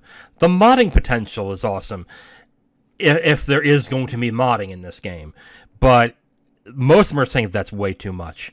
Like, that's I no, that sounds way too daunting. No, please no. So yeah, Yeah, I don't see modding as a thing in this game.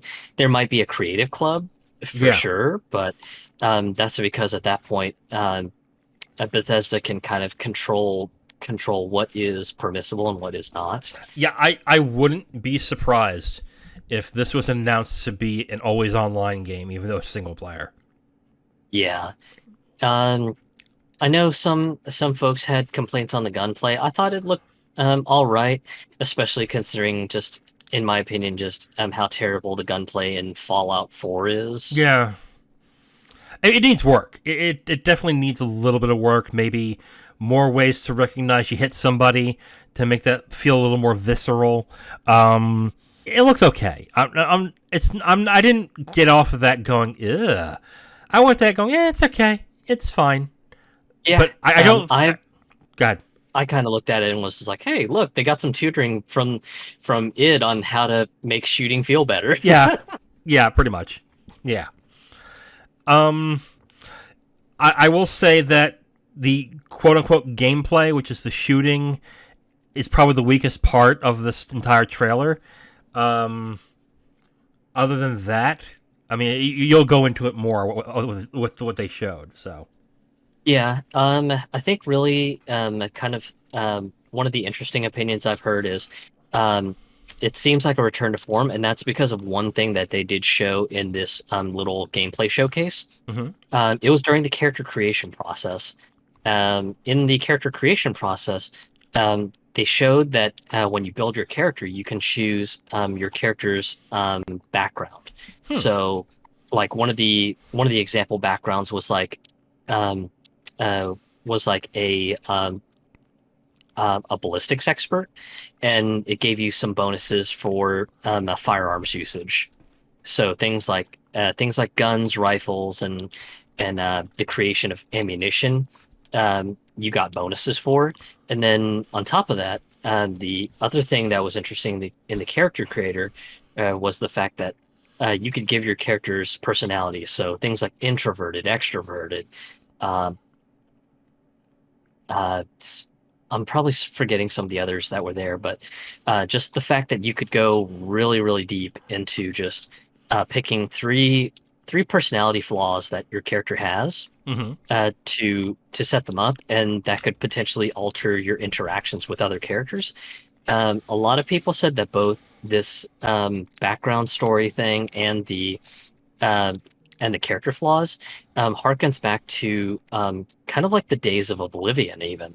So for some people, they felt that just this reveal alone was sort of a return to form. The feeling I get from this is the same feeling I get with every Todd Howard led game from Bethesda, is that they promise so much, and then they have to start paring down things. Yeah, Like the thing that, like, once they we didn't talk about this yet. Once they showed off space flight, I'm like, okay, come on. Like what are we doing here? Really, you're gonna have dogfighting too? Wow. Okay. yeah. The I think to your point about just Bethesda just kind of going grand with their promises. The one thing that I think a lot of people have gotten a lot of, I guess, PTSD over is just the promise of 1,000 explorable planets. Yes. No. Absolutely. Because I mean, for anyone who may have had a short memory, Fallout 76 had promised to be a game 16 times the size, the scale of Skyrim, Yeah. which Skyrim was an absolutely humongous game. Yeah. But did Fallout 76 deliver on that promise? Because I don't hear a lot of people saying it's huge. I hear a lot. Yeah, I didn't think so. So, you know what the first thought I like, aside from saying it looks all right, it looks good, the first thought that I got from Starfield was, this is going to get delayed again. Yeah, and it's going to be interesting to see how this one pans out because I think the base building and base management stuff just looked tons better than it did in Fallout 4. Yes, absolutely.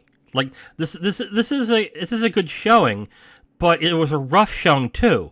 And the rough parts were the gameplay, it was the shooting, it was the moving, it was like seeing things dip from 30 to 24 to 20 frames per second. Like it's clear that we'll put it this way, it is clear that this game needed to be delayed. But could they really fix all that in 9 months? I'm not sure, especially since how big this game is.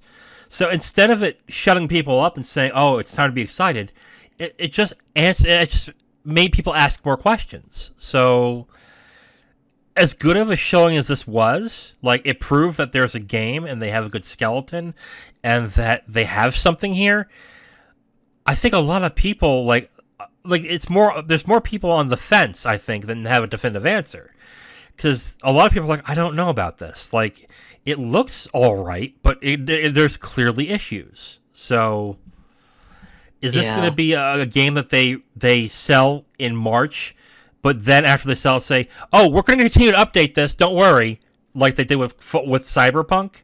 Or are they going to say, no, we need to delay it again to fix all the stuff and make it look better? Yeah, that's going to be hard to say, but yeah, just overall, it looked fun enough, and since it's on Game Pass again, just it'll be, at least for me, it'll be I'll be able to try it and go, okay, needs a little more time in the oven. I guess I'll come back in 6 months and try it again, or if it ends up being as grand and as great as Todd Howard makes claims that it'll be, then yeah, cool. Just maybe I'll just go all out and get the premium edition. Yeah. Okay. I mean, overall, the Xbox showing was strong, I thought. And what it didn't do everything that everyone wanted it to. What it showed is it had a strong 2023, but a very weak 2022. So the criticism of there are no games this year is still correct. There really aren't any games this year. But next year is going to be very interesting. So I still think it's a strong showing. Yeah, and I feel as the same as well too, especially with just sort of reminding folks, hey, so the stuff that we have coming out in the future will be available on Game Pass. Kind of a strong way to say, hey, just stick with us. We've got really good things to come. Yeah. And the fact that you can try these things out before, just going, yeah, sure, I guess I'll buy it, is kind of a nice perk to have from Game Pass. All right, so to close out things, the last major presentation was the PC Gamer PC Game Show. Um, Yeah.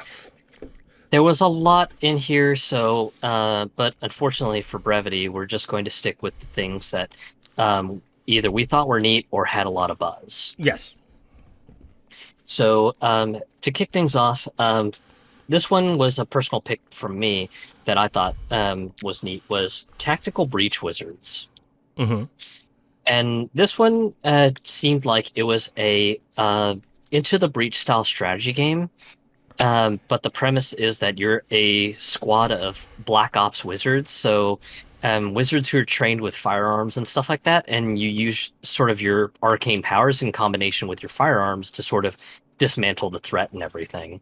Mm-hmm. And just the fact that the game also had sort of a rewind function was really nice to see, because I'll be the first to admit I'm not an ace at strategy games, and the ability to rewind things is great. Yeah. That's been a common feature in most strategy games now, but most of them don't do it that intelligently. If they do it well in this, then all for it. So yeah, sounds good. It looked interesting to me. Okay, so this one was more interesting mostly because the gameplay trailer was a whopping 15 minutes, and that was a game called The Invincible, and it's kind of I guess, walking simulator sort of a thing. Yeah, I'm not At least, sure. yeah, at least that was kind of what I could ascertain from it. It's from 11-bit, and yeah, that's the main thing. Like, we're watching this. We watched it together with a bunch of people on our Discord, and absolutely no one could be like, "Well, what is this game?" And we kind of couldn't get a good grasp in it, and that's after 15 minutes of gameplay. So it's like, okay, it looks interesting, but how can you give someone 15 minutes of gameplay and not give a good grasp of what the game is? That's crazy to me. So I don't know. Or maybe I didn't pay attention that well. I'll even admit that. But Yeah, I can say I paid attention to the whole 15 minutes, and even I was still sort of left confused. So okay, you're not the only one. okay. No one's talking about it. We just thought it was interesting that they spent so much time on this game, and I'm not hearing anything on it really. So Yeah. So, and also kind of what was funny about this PC game show was the fact that um, for calling it the PC game show, there were a lot of games that were being shown off with mentions that they were also coming out to PS5, PS4, Xbox One, Xbox Series X, or Switch even. yeah, it was really surprising too that not any talk about Steam Deck, because you would think, and we talked about this in the Discord, the reason maybe why that is.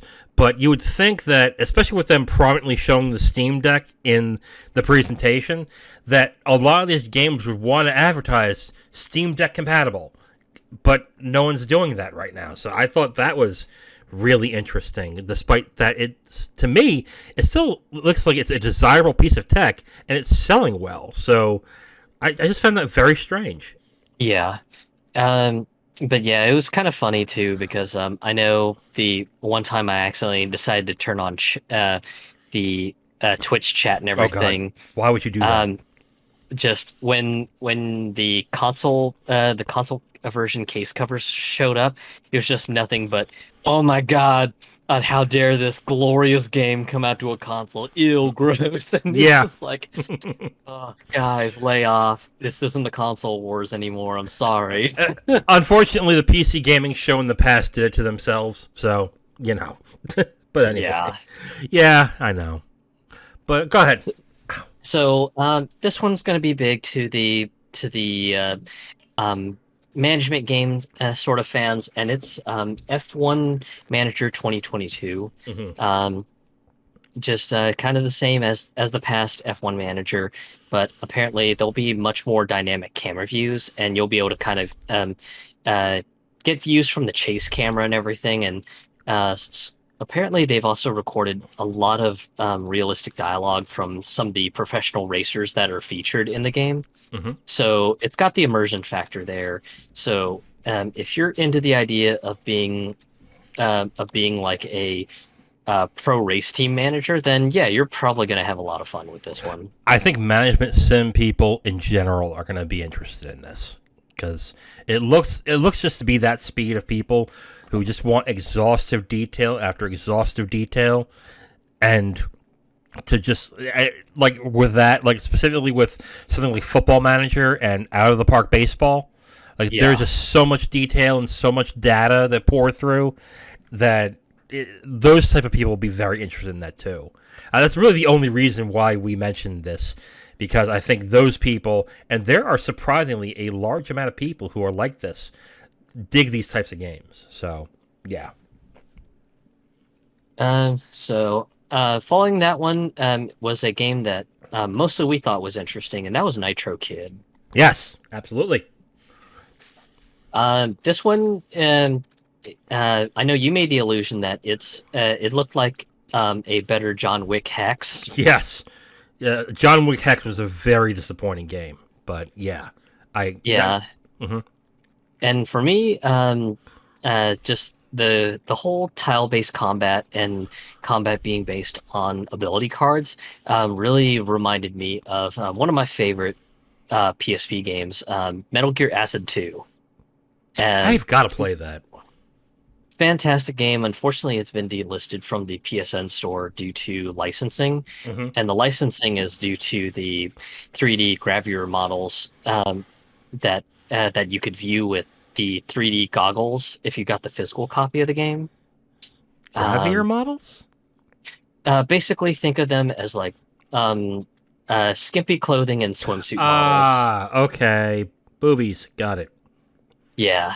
Okay. So, um, so for me, just I love the premise of Metal Gear Acid 2, and to see another game sort of take the mantle of that style of a game and really really dig deep, kind of into the chop socky 80s martial arts movie sort of aesthetic. It it looks like it could be a really fun game. So definitely can't wait to see more details come about it and everything. No. Yeah, absolutely. So the next game was I Am Future, and um, I confess I'm not the biggest survival game guy these days, but this one looked a little bit more lighthearted, which is not a bad thing. Yeah. Um, Especially with a sort of like um, the the trailers sort of being as goofy as it was, and also um, looked kind of Fortnite-y with its art design. But I mean, if you're into that aesthetic, great. It's kind of got a bit of a darker sense of humor though, so it looks interesting. I'm not a survival fan, so I'm probably not gonna play it, but it looked interesting at least. So Yeah. Um, so quickly after that was another one that was real big, and that is System Shock, the mhm. remake by Night Dive Studios. Yes, and it's not gonna be as big as it should be because it's such an old game. I think it's from '93, right? 94. '94. Okay, but people in the know that this is the predecessor to Bioshock. If you didn't have this, you wouldn't have Bioshock. So that's why this is for some a big deal that they're remaking. Yeah, and it was kind of funny too because during the PC Game Show, they also had Warren Spector, the creator of the original System Shock, on as well too. Mhm. And it was kind of interesting because he had said that uh, the the um, uh, the remake was definitely something that had his blessing. And one of the things that they showed off was one of the original screens that you bumped into during your first few minutes of playing the original BioShock. It's just a glut of just like help menus and context menus, and And for the modern day gamer, a site like that would be an absolute eyesore. Mm. So he was just like, yeah, just the remake has my support because just it's trying to go for a more modern day take on System Shock, and I'm all for it. And it's great to see that the original creator is in full support of the game. And I think the thing that a lot of people were excited about was, um, I believe they were able to have the original woman who voiced Shodan uh, reprise the voice of Shodan for the remake. Yeah. I mean, it's been a while So, since I've played that, so it's going to be really interesting to play it again. yeah. So definitely a big and exciting game, one that's gotten definitely a lot of discussion and talk. Closed out pretty good, and then it led into another game that I thought was really interesting, and that was Nivalis. Yes. And for anyone who kind of wants a brief synopsis on what Nivalis is, the best way that at least I could summarize it is a business and restaurant management sim in a cyberpunk setting future, but the game's visual design is going with voxels for all of the graphics and everything. Yeah. And before you balk and be like, that sounds kind of weird, watch the trailer because it looks really good. Like, it's actually a visually striking game. So I have to give the developers credit. They not only used the voxels well, but they made it really visually appealing. Yeah, and maybe I'm a bit strange on it. I love slice of life games, Hmm. so this one definitely has my attention, and I'll definitely be watching for when it arrives to Steam or wherever it ends up showing up and everything. Because yeah, just one of the things that they kind of showed off in this trailer for Nivalis was just sort of you being a business manager, sort of talking to the people in this cyberpunk city, and sort of getting to know their stories and sort of getting to know your neighborhood and everything, so you can manage your business and kind of customize it to the clientele. So yeah, I thought it was a really neat premise and everything. Can't wait to see more of it when it gets a little bit more closer to done. Okay.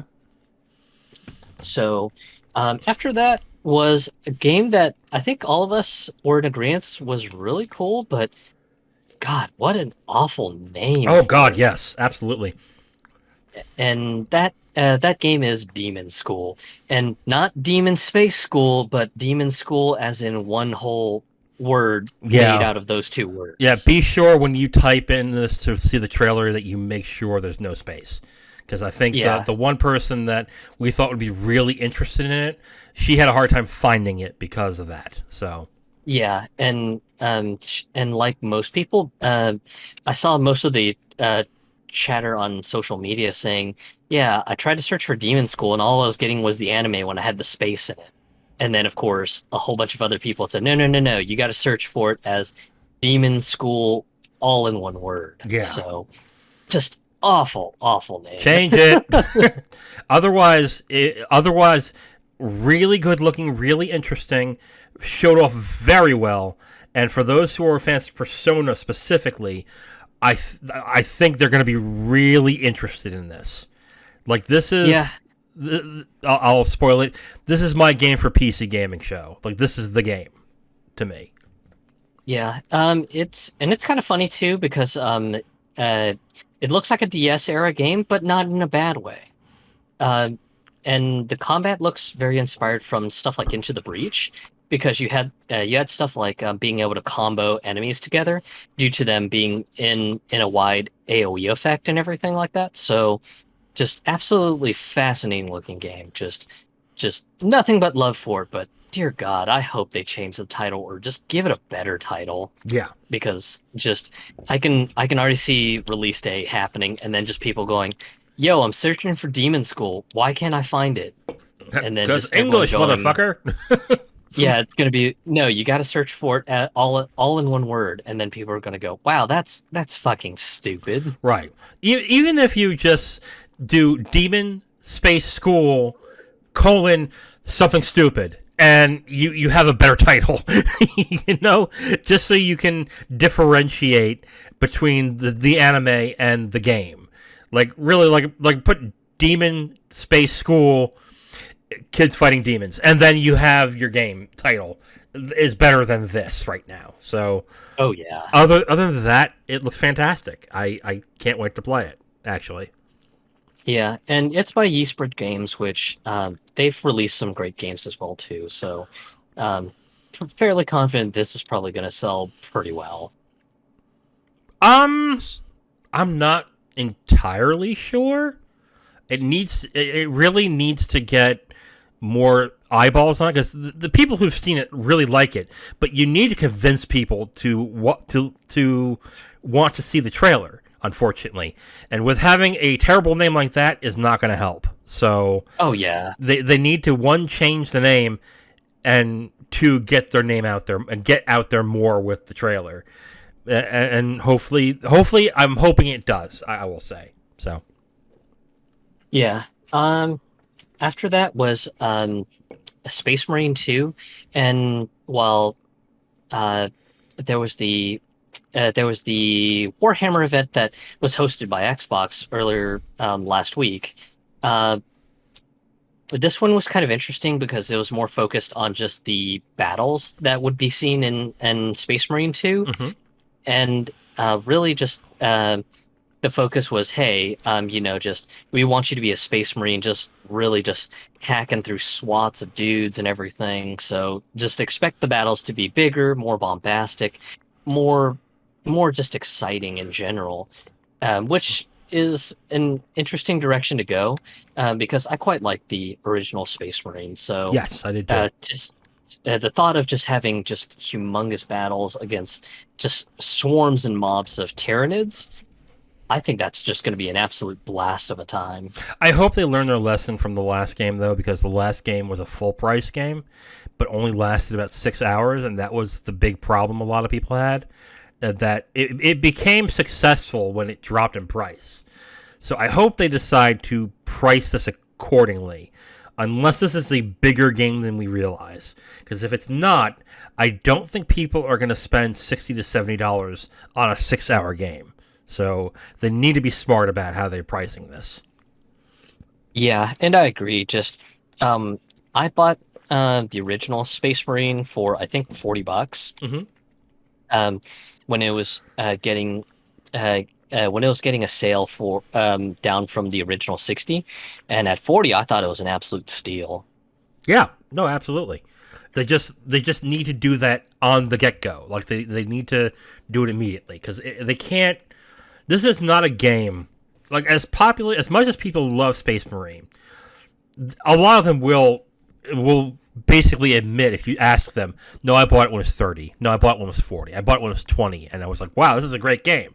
No, almost no one bought it at 60. So they have to price this smart. So it showed well, but know what you have and know how much it's worth is what I'm saying. Yeah, and I definitely agree. Um, this next one is a little bit funny, mostly with regards to the circumstances of things. So, for anyone who wants a little bit of background, um, there have been Microsoft employees playing a, remake or remaster of GoldenEye 64 um, from from Rare and everything, and unlocking achievements. And a lot of people were hoping for um, Microsoft to talk about it. And of course, during the Xbox show, nothing. So this game was kind of funny to see because it kind of had some references to GoldenEye 64, Mm-hmm. and that is Agent 64. Yeah. And what made it funny was the fact that they showed sort of like a 64-bit era 3D shooter game with you playing a secret agent and everything. And what really made it funny was the fact that uh, when when they got to the end of when you got to the end of the trailer, they revealed a mission maker, and the first thought I thought was, all right, so these guys are saying, oh, so Microsoft won't give you a date for when GoldenEye 64 is coming back. Well, we've got you covered. You can just remake the missions on your own. Yeah, essentially, yeah. um, yeah, like they definitely. It's funny because the remake or remaster of GoldenEye has been talked about for over a decade now. It's been a decade, right? Oh yeah, Yeah. most So certainly. at that point, someone had the idea of why not just make a GoldenEye style game, and it probably took them a few years to do it. And in that time, they're about to release that game before the remake ever comes out. And if this sells well and it gives off that nostalgic feel while actually providing some necessary improvements, at that point, unless you're really nostalgic for GoldenEye, which I know a lot of people are, why are you going to get GoldenEye after this? Like, if Agent 64 turns out very well, and you can get that nostalgia hit by playing that game while having modern style controls and a modern feel to it, at that point, why would you want GoldenEye? Because I hate to tell this to people, GoldenEye is not that good. It was great. It was great at its time for multiplayer, but play it now and you're like, oh, this is rough. So I think if Agent 64 ends up being a good game that people buy, I almost would say GoldenEye remake would be kind of unnecessary at that point. Yeah, yeah. I'm sure. I'm sure even if GoldenEye 64 comes out, there's still going to be a giant group of people who are going to say, "Nope, got to get it because this is what I played during my years in high school or middle school." Yeah, that's true. That's true. So yeah, I thought it was interesting, but yeah, just first thought I had was, oh man, I can already see just the modding community just making GoldenEye 64 from scratch with the map maker and everything. Yeah, pretty much. And that's probably exactly what's going to happen too. And you know what? At this point, I won't feel bad for them because they've had so much time to do it. So, oh well. Yeah. Uh, Next up is Stormgate, and the reason we're mentioning it now instead of when it was originally revealed from Summer Games Fest was during the Games Fest presentation. They only revealed one blithering screenshot, Yeah. which was just like, okay, so oh, you wait now to tell us that it's an RTS game, and all you've got to give us is one measly screenshot. Okay, guys, you got to learn how to market this better. This is absolutely atrocious. So, um, but this round for the PC Game Show, they showed off a little more just on how things work, and it looks like it's going to be a streamlined real-time strategy game, was what they're saying, because they're saying that they get that the learning curve on playing stuff like StarCraft and micromanaging just a ton of units can be really, really challenging. So it's kind of interesting that they're going for a more streamlined real-time strategy game design. And the other thing that I thought was interesting was the fact that you'll be able to do PvE in the campaign, and also, as usual, you can do um, player versus bot matches as well too. It's got a lot of pedigree going for it because a lot of the staffers on hand for this game are former Blizzard, Warcraft, and StarCraft people. So Right. they've got some very big shoes to fill. Right, and that's kind of what they're banking on right now because they only showed, I think they only showed a trailer that was CGI and barely any gameplay. So they're relying on their pedigree to actually see this through. And the fact that they're making an esports push already is concerning. Yeah, definitely putting the cart before the horse, and that's definitely not a good thing because the first thing that I got flashbacks of was Heroes of the Storm, just big, big, big esports scene, and then only to find out that Blizzard was artificially propping it, and Yeah. I'm just worried that this game is going to fall to the same fate, that they're just going to be artificially propping up the esports scene and, just making this big push of, oh, our game's cool. Don't you see all the popular esports people playing it? Hey, look, we've got like multi-million dollar tournaments. You all should really get in and play this game. And then only for the game to bomb because they'd blown their budget on just esports marketing. Yeah. But we can't even say if it looks interesting or not because we don't know exactly what it looks like or what it's going to be. So it's interesting that it ended up on two shows, and mainly it was because of the pedigree. But we just don't know exactly how it's going to be. Yeah. I mean, thankfully it's free to play, so I mean, it's not like you'll have to spend money to find out whether it's for you or not. But That's true. just that one, I'll be curious to watch on because I won't lie, I own StarCraft 2, love it. I'm not the greatest at it, but I will play some player versus bot matches, and as long as I've got a friend who's really really good with helping me keep focused and everything, then I have a grand time with it, and I really really miss Warcraft 2 and Warcraft 3 a lot. Yeah, Um, I do too. some of my favorite strategy games of all time, and to kind of see this game really really going big on this whole, hey, we've got the pedigree of people who made some of the biggest games of your childhood. uh, I'm very interested, but I'm also very cautious Yeah, because I've been disappointed so many times. yeah, I agree. Yeah, but yeah, let's hope it. We can only hope that it works out, but we'll be interested to see when they show more. Yeah.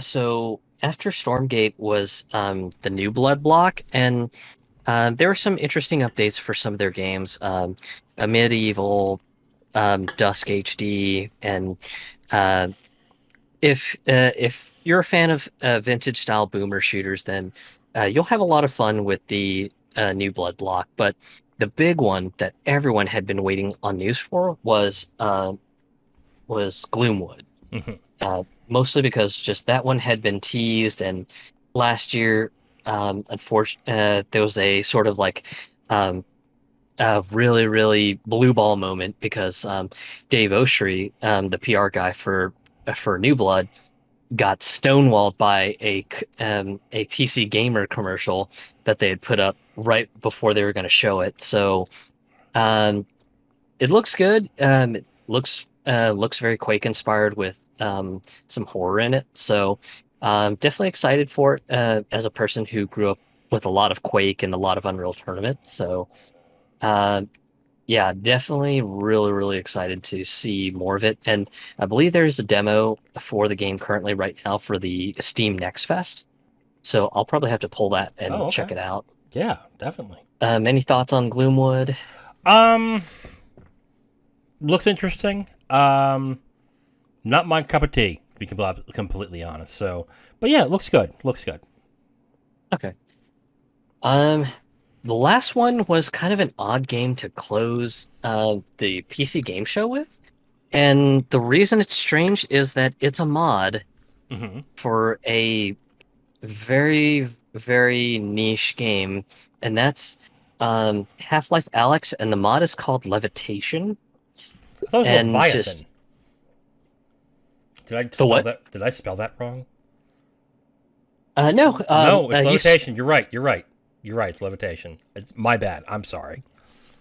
but yeah, just it was really odd to see them end it with a mod for a game, especially considering that it's not something officially made by Valve, and that's not to say I'm against modding. It's just very very strange to make um, your closer, which is normally supposed to be for like a really big, really significant announcement, and to end it on a mod for a VR game. Hmm. And even more so, it's a bit niche too because the Valve Index headset is a whopping $1,000 if you have none of the bits and pieces to get the Steam VR stuff going. Right. And but isn't Half-Life Alyx on the Quest, or is that not on there yet? It's not on Quest, but Oh. I wouldn't doubt it if you could hack the Quest to be able to play Half-Life Alyx Okay. via your PC. So because I know that there's a lot of folks who will hack Oculus games to work with the Steam VR platform, so you can play with your Vive and everything. So I would have no doubts that there's somebody who's probably done the reverse engineering work. Yeah. Okay.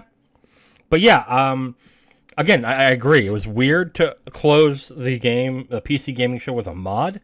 But then again, because modding is so prevalent in PC gaming, I guess that makes a little sense. But yeah, I mean, are they charging for this mod, or is it going to be a free mod? Because in order for it to be in the PC gaming show, you have to pay for the space, right? Unless somebody on there just wanted to champion it and just say, no, this needs to be in here and we'll do it for free.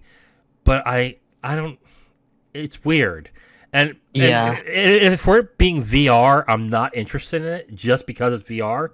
But I guess people who have the Vive and have played Half-Life Alyx, who admittedly is few, but do love the game, they have reason to be excited. But with that being said, that's so few people. So I'm with you. I don't understand why they made this the end of the entire show. yeah. It's very strange, and I believe the mod is completely free. Hmm. So I'm assuming just somebody on the PC game show just thought it was just super neat.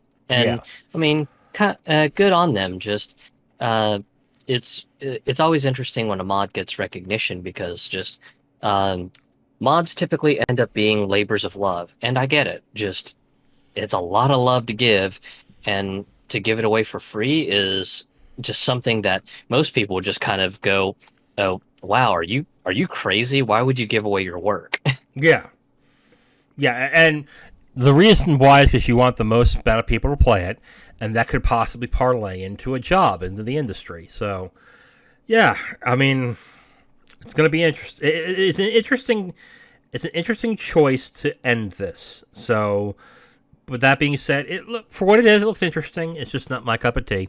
So, Yeah, and it was a really, really long demonstration of it too. So yes, that was kind of one thing that I was real surprised about. I was just like, wow, just more power on you for showing off a mod to close out your show. But that's um, this is just a really, really long thing. I figured you guys would have just kept things as minimal as possible, just to kind of get people teased enough to go, hey, I'm gonna follow this and download it and everything. yeah.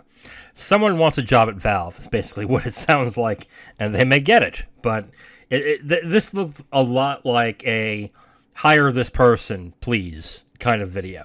So, Oh yeah, definitely something to build your resume on. yeah, okay. So we're at the end of the PC gaming show. What were your thoughts on the show? 30% less cringe. Oh God, yeah, absolutely. Like I was surprised. I mean, it's still there, but the fact that we were warning everybody in chat, like you're gonna cringe hard on this, so be prepared. And people are like, oh, it's not that bad. Like you're right, it's not. It's like they're learning their Yeah, lesson. yeah, and they had Mika Burton back, and I thought she was lovely last year, and Hmm. to see that she's still lovely this year was nice. So, Yes. but yeah, just I was legitimately surprised that this was 30% less cringy than it was last year. Yeah. They still need to work on their interviews though, because their interviews are just not that interesting.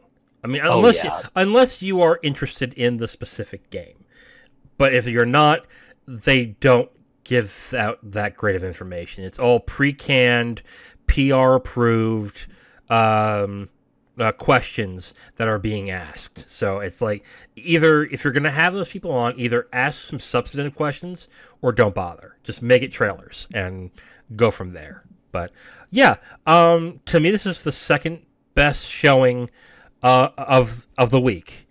For my standings, it was Xbox, PC Gaming Show, State of Play, and Summer Games Fest was last. Like those What are about Devolver? I almost don't want to count Devolver because it was 20 minutes and with 4 games. But if I had to count it, Devolver would probably be second. Okay. Yeah, Yeah. second. And funny enough, I think your ratings sort of mirror mine. Okay. Yeah. I mean, that doesn't matter really. What matters is how these games are presented. This is kind of just wonky talk about the gaming industry itself and who won E3. Like, who fucking cares? But it's important. It was important for Xbox to show that they had games coming in the next year, which they did. And I think that was the big question this year. It was, does Xbox have a good enough showing to get people excited to want to A, buy their system, or B, not want to sell it? And I think they succeeded there. They didn't succeed for this year, but they succeeded nonetheless. Yeah, and I think the other part is on top of having something to show for next year, the bigger piece is just the fact that they had actual gameplay footage. Yes. They didn't sort of phone it in like like Sony did with the state of play presentation with a bunch of concept trailers and stuff like that. What are your top games of the shows? Ooh, I'll just pick them per show. So, Oh, okay. for PlayStation, definitely Street Fighter 6. Yes, agreed. Just easily Street Fighter 6. For Summer Games Fest, as much as I'm kind of aghast at some of the intense, gory depictions, Callisto Protocol for that one. Agreed. For Devolver, I am quite torn between The Plucky Squire and Skate Story. I would be too, absolutely. For Xbox, just lots of good stuff. For me, since I'm a big co-op gamer, I'd have to say definitely looking forward to Redfall, because just the idea of grouping up with my friends, and especially now finding out that it's a looter shooter, I'm just kind of excited to just group up with my friends online and just go loot and shoot, and just start trading weapons around. Yeah. PC game show, oof, a lot of good stuff. For me, since I'm a big shooter person, Gloomwood and Agent 64 definitely have the most of my attention, and then a second place showing would be Demon School, even though I fucking hate that title. Oh yeah, it's terrible. Yeah. I think the games that made the biggest leaps this year were Street Fighter 6, Callisto Protocol. What else? I'm going through all of it right now in my head. Plucky Squire, Skate Story, Redfall. I think Redfall had a strong showing. Oh yeah. God. If it wasn't for Immortal, I would have said Diablo 4. But since Immortal is sucking up some of the stage, I can't use Diablo 4. So yeah, and I'm the same way too. As much as I've loved Diablo and everything, just it hurts me that I cannot, in good conscience, be excited for Diablo 4, especially with just the usual canned PR response of, "Oh yeah, monetization is going to be cosmetic only," and it's just like, yeah, I'll believe that when pigs fly. Yeah, and then Demon School would probably be the other ones. Like those games right there made huge splashes, and I think they're going to sell really well and do very good when they come out, as long as they don't screw up something. And I think, honestly, if I'm going to choose a game that probably made the biggest splash, Street Fighter 6.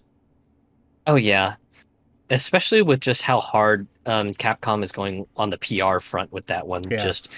Just really showing off what the game's about, letting major fighting game personalities take a deep dive into the mechanics. It's just a lot to take in. Yeah. And then second would be Callisto Protocol. Even though I'm not interested in it, I can already tell that people are excited by this and they want to play it. So that gets second, and then I think third is Demon School. I mean, you can interchange. You can change that with Redfall, and it would be fine. But I think Demon School is probably going to get more buzz as time goes on. So they just got to change the name. All right.